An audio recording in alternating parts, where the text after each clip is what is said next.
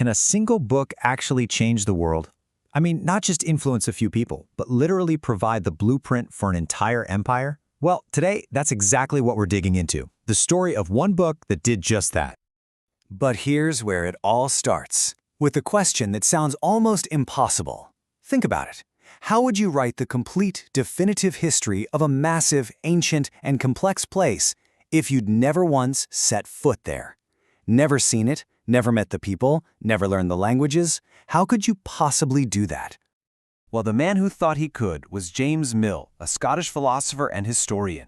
And in 1817, he published this massive, multi-volume work called The History of British India.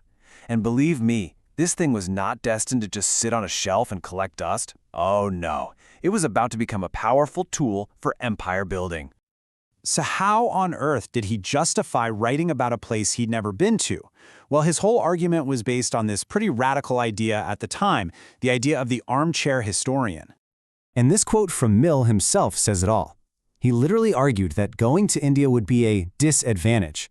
He thought your own eyes and ears would just fill your head with biases and distractions.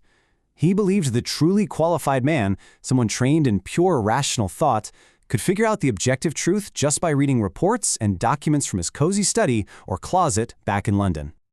Okay, so if he wasn't using first-hand experience, what tool was he using to judge an entire civilization from thousands of miles away? Well, Mill was a huge believer in a very specific philosophy, and he basically turned it into a universal measuring stick for societies. And that philosophy was utilitarianism. The basic idea is actually kind of simple. Everything, from laws and governments to art and culture, should be judged by one thing: its utility. Is it useful? Does it produce the greatest amount of good and happiness for the most people? It's a very logical, almost mathematical way of looking at the world. So what did Mill's utilitarian yardstick actually measure? You can think of it like his personal checklist for what makes a society civilized. First on the list, rational laws and a logical government. Second, what he considered to be advanced art and literature. And number 3, the big one. Society had to be constantly progressing based on pure reason, not just clinging to old traditions. This was the exact lens he was about to view India through. So, with his philosophical yardstick in hand, James Mill set about measuring the whole of Indian history and culture. And the final grade he gave was, to put it mildly, absolutely brutal. So, the big question is, when Mill held up this very specific, very Western yardstick to Indian civilization, what did he see? Did it pass the test? Did it promote the greatest good according to his definition? Not even close. He looked at Hindu historical texts, the great epics and sacred stories, and he didn't see a rich, complex form of storytelling. Nope. All he saw was a confused heap of irrational fictions because they didn't look like the linear, factual histories he was used to. In his view, that made them useless. And it was the same story for everything else. He looked at Indian art, at these incredibly intricate crafts, and he didn't see masterful skill or profound cultural expression. He saw the products of what he called a rude and imperfect society that just hadn't caught up with the industrial, rational ways of Europe.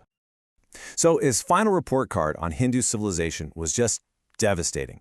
He concluded it was totally stagnant, trapped by what he called despotism and superstition. In his mind, it just didn't have that engine of reason and utility. On his grand scale of civilization, he placed it way, way down at the bottom.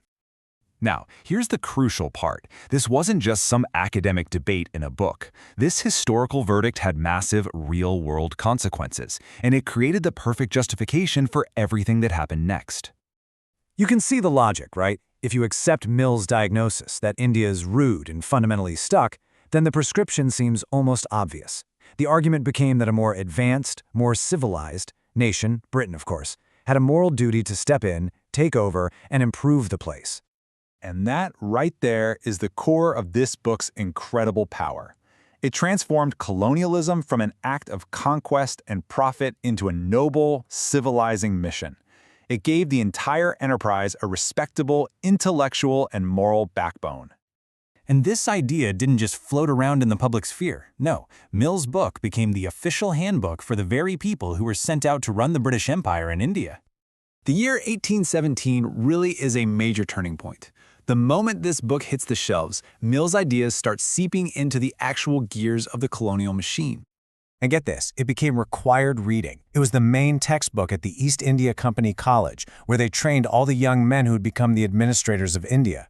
So just imagine, entire generations of British officials were showing up in India for the first time with their heads already full of Mill's harsh judgments and his so-called civilizing mission. And this wasn't just a flash in the pan. The book's influence lasted for decades. It starts as a textbook in the 1820s, its ideas then help shape how Britain takes direct control in 1858, and it continues to define the mindset of colonial rulers for the rest of the century. For the better part of 100 years, Mill's version of India was the official version. Which leaves us with this one kind of staggering question to think about. James Mill never laid eyes on India. And yet the picture he painted from his London desk became the reality for millions of people, for both the rulers and the ruled. It's just a powerful reminder that an idea, a story told in a single book, can be strong enough to build an empire and change history forever.